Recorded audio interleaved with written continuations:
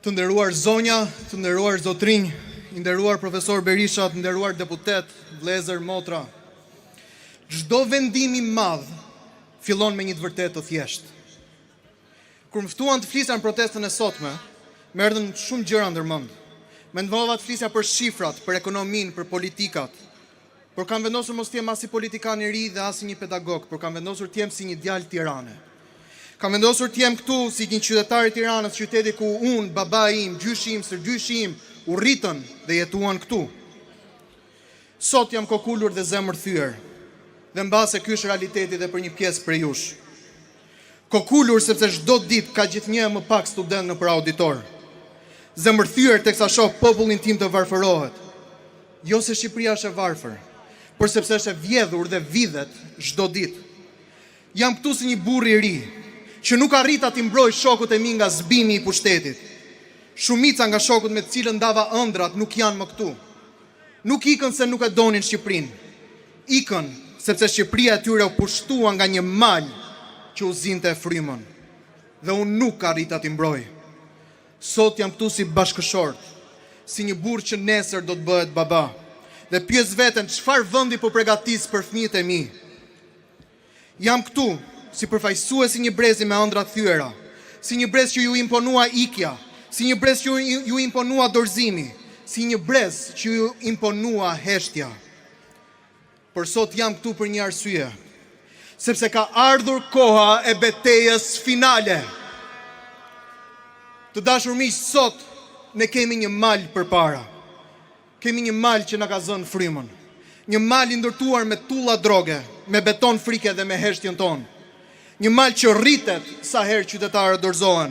Një mal që rëndohet sa herë intelektualët heshtin. Dhe ky mal na mbyt sa herë ne ulim kokën. Ky mal forcohet sa herë ne themi nuk bëhet ky vend. Ky mal bëhet i pathyeshëm vetëm nëse ne qëndrojmë të ndarë.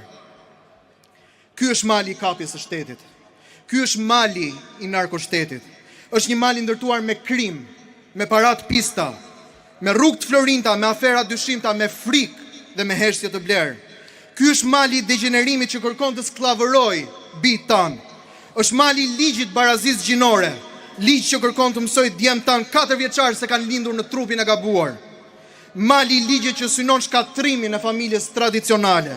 Mali i ligjit që kërkon vajzat adoleshente të abortojnë pa dijeninë e prindërve të tyre. Është mali i ligjit që burgos për fjalën e lirë dhe të dënon për besimin në Zot. Është mali i ushqimeve të pakontrolluara. Është mali i mungesave të ilaçeve. Është mali i gjyshërve dhe nënave që përmbyllin jetën pa dinjitet. Miq, ne duhet ta lvizim malin bashk. Sepse ky mal nuk lëvizet nga një njeri, lëvizet nga një popull që është zgjuar, lëvizet nga studentë që nuk ikin, lëvizet nga prindër që nuk dorëzohen, nga të moshuar që refuzojnë të harrohen. Ky mal sot ka përballë popullin shqiptar. Një popull që themi të vërtetën është i lodhur, është i varfëruar deri në pafuqi, por jo i thyer përfundimisht. Ne jemi këtu për të rrëzuar gigantin e narkoshtetit, jemi për të rrëzuar qeverinë e krimit, dhe sot ne po i flasim malit dhe po i themi lëviz. Nga rrënjët lëviz, nga themelet lëviz, nga vendi yt lëviz. Dhe ne do ta lvizim këtë mal të lartë, sepse jemi të gjithë bashkë. Dhe ne nuk jemi turm, por jemi përfaqësi. Përfaqësimi i familjeve pa shpresë, përfaqësimi i pacientëve që janë të trajtuar si klient, përfaqësimi i pensionistëve të braktisur, pensionistë të rinjve që nuk gjejnë vend në vendin e tyre. Dhe duhet themi mjaft. Duhet themi mjaft. Mjaft me një shtet të kapur, mjaft me zgjedhje të diktuara nga krimi, mjaft me një qeveri milionere mbi kurrizin e një populli të varfër, sepse ne nuk po kërkojmë në mosh, kërkojmë drejtësi. Nuk kërkojmë kaos, kërkojmë qeveri teknike, që t'i kthejmë votën popullit, sepse pa votën e lirë nuk kemi shtet, kemi sklavo pronar. Ata thonë se mali nuk lëvizet. Propaganda thotë se ne nuk mund t'ja dalim. Dhe sot, Goliathi nuk mban për krenare. Vishet me kostum, jeton saraje luksi, komandon median, drejton bandat. Por ata harrojnë një gjë, që kur populli bashkohet, ai kthehet një ortek që nuk mund të ndalet. Të dashur miq, eja të lëvizim malin, jo nesër, sot. Jo për një parti, po për shtëpit tona, për fëmijët tanë, për Shqiprin tonë që na takon. Eja një të lëvizim malin e korrupsionit, malin e frikës, malin e heshtjes, sepse kur një popull ngrihet me ndërgjegje, asnjë mal nuk është i palëvizshëm. Ne jemi gjenerata që do të shkull degeneratën. Ne jemi ata që do të largojmë nga Shqipëria Epsteinin shqiptar. Ai që korruptoi ambasadat dhe shitja dheun. Ai bëri Shqipërisë atë që s'ja bëri asnjë pushtues. Dhe sot kam një mesazh për gjithë socialistët që po na ndjekin. E di që dhe juve ju ka ardhur majt hundës. E di që dhe juve ky mal ju ka marrë frymën. E di që dhe juve ky pushtet ua ka përzon fëmijët. Por ky pushtet është pakica dhe ne jemi populli. Edi Rama, ik përpara se të shkull populli. Ky është muaji i fundit i dimrit të gjatë të errësirës, sepse pranvera e shpresës po vjen.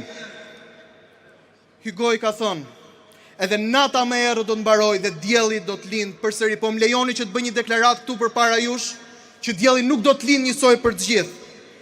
Dielli do të lind përsëri për ata që e duan Shqipërinë. Dielli do të lind përsëri për ata që duan të ndërtojnë të ardhmen e tyre me punë këtu.